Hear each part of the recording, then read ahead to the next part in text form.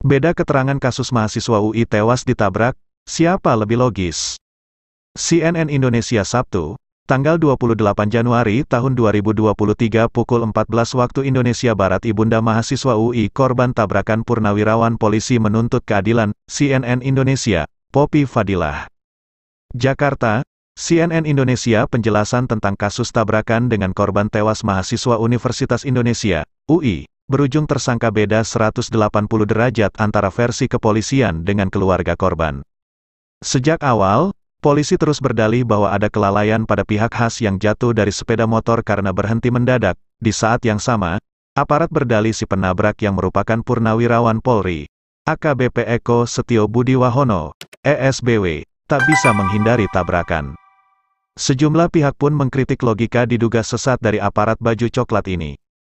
Badan Eksekutif Mahasiswa UI pun mengecam penetapan Has yang tewas ditabrak sebagai tersangka. Kami jelas mengecam penetapan tersangka untuk almarhum Has, teman kami sesama mahasiswa UI yang jadi korban. Bagi kami, fenomena ini seperti Sambo Jilid 2, cetus Ketua BEM UI Melki Sedek Huang ketika dihubungi CNN Indonesia, Sabtu, 28/1. Kepolisian semakin hari semakin beringas dan keji. Kita lagi-lagi dipertontonkan dengan aparat kepolisian yang hobi memutarbalikkan fakta dan menggunakan proses hukum untuk jadi tameng kejahatan, urai Melki. Berikut rincian penjelasan kasus versi kedua belah pihak. Versi polisi Direktur Lalu Lintas Polda Metro Jaya Kombes Latif Usman menilai Has dijadikan tersangka karena kelalaian sendiri. Kenapa dijadikan tersangka ini? Dia kan yang menyebabkan, karena kelalaiannya menghilangkan nyawa orang lain dan dirinya sendiri. Karena kelalaiannya jadi dia meninggal dunia, ucapnya. Karena kelalaiannya korban dalam mengendarai sepeda motor sehingga nyawanya hilang sendiri. Jadi yang menghilangkan nyawanya karena kelalaiannya sendiri bukan kelalaian Pak Eko, sambung dia. Latif pun menjelaskan kronologi versi kepolisian. Kecelakaan terjadi saat cuaca dalam kondisi hujan dan jalanan licin. Korban disebut melajukan sepeda motornya dengan kecepatan 60 km per jam. Jadi temannya dia sendiri menerangkan bahwa pada saat itu tiba-tiba ada kendaraan di depannya. Korban mau belok ke kanan, sehingga si korban melakukan pengereman mendadak, kata Latif. Dia berkata kendaraan korban tergelincir karena mengerem dadakan. Setelahnya, kendaraan korban berpindah lajur ke jalan yang berlawanan arah.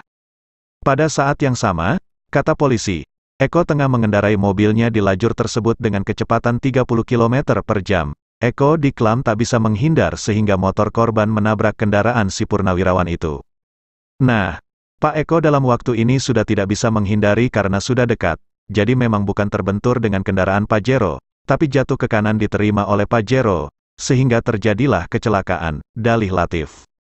Penjelasan versi keluarga pengacara pihak keluarga mahasiswa UI berinisial Has, Gita Paulina, mengatakan kecelakaan itu terjadi di daerah Srengseng Sawah, Jagaraksa, Jakarta Selatan pada tanggal 6 Oktober tahun 2022 malam. Saat itu, Has hendak pergi ke kos-kosan temannya. Dia menyebut sebuah sepeda motor di depan Has tiba-tiba melambat. Has pun dengan spontan mengerem mendadak, sehingga motornya jatuh ke sisi kanan.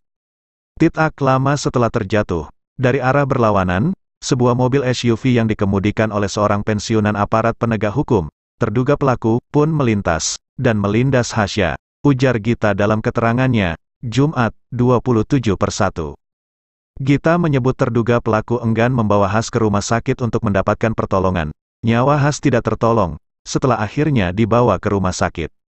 Gita berkata orang tua Has kemudian membawa anaknya ke rumah sakit lain untuk visum.